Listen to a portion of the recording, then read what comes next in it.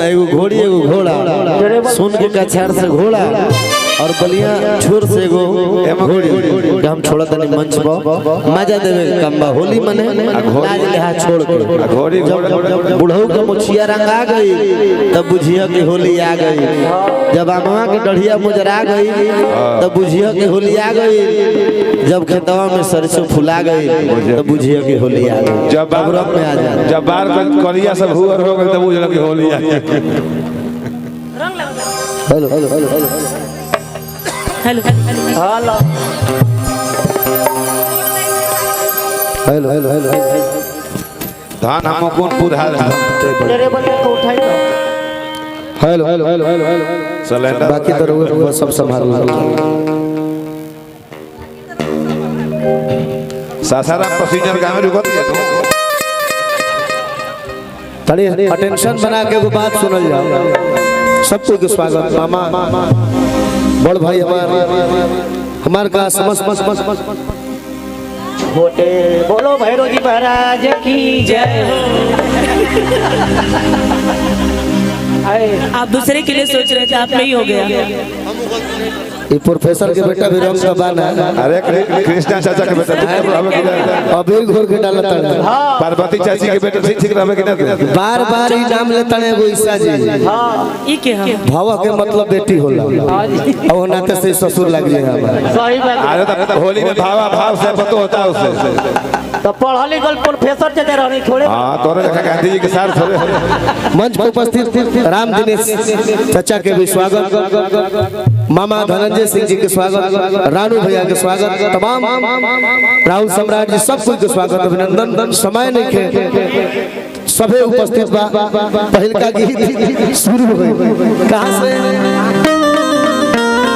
कि सुमिरो शिव शंकर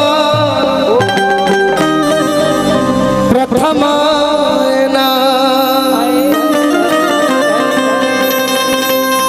आगे जी सुमिरता सीधी होई सबका। बड़ भाई दीपक तिवारी जी के भी अभिनंदन और स्वागत। बड़ भाई ब्रजेश सिंह जी के स्वागत अभिनंदन। कि सुमिरो शिव शंकर प्रथमायना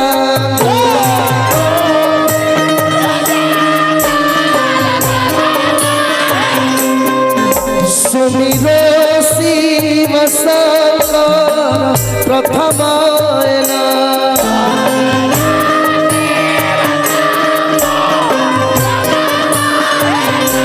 सुमिरो शिव शंकर प्रथमायना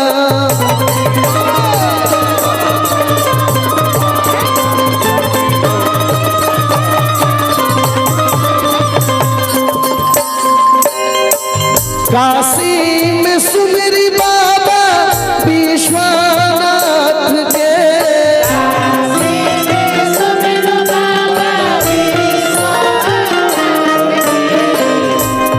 अच्छा अंशु भैया की तरफ से पुरस्कार बाबा जी करवासिन से हजारों रुपया।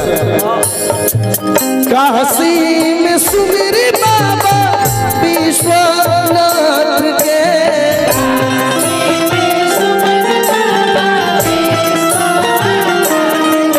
आगे पार्वती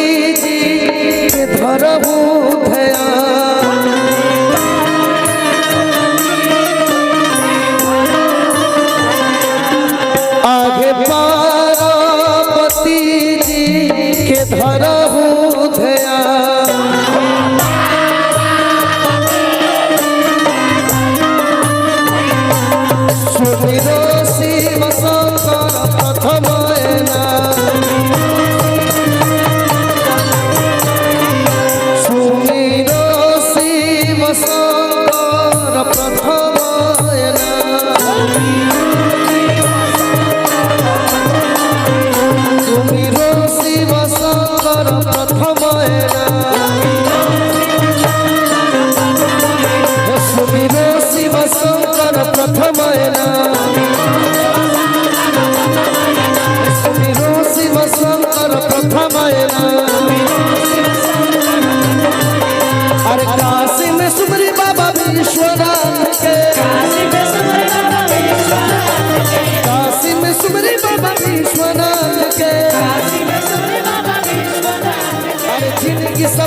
होई पूर्ण होई का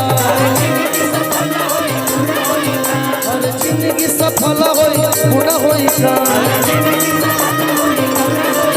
सुमिरो शिव शंकर प्रथम सुमिरो शिव शंकर प्रथम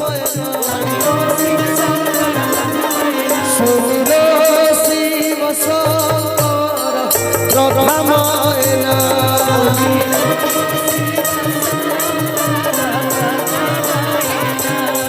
सुमिरो शिव शंकर प्रथम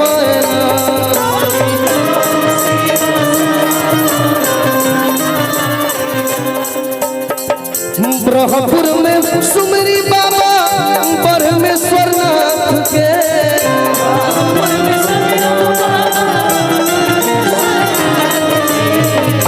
ब्रह्मपुर में सुमरी ब्रह्मपुर में सुमरी ब्रह्मपुर में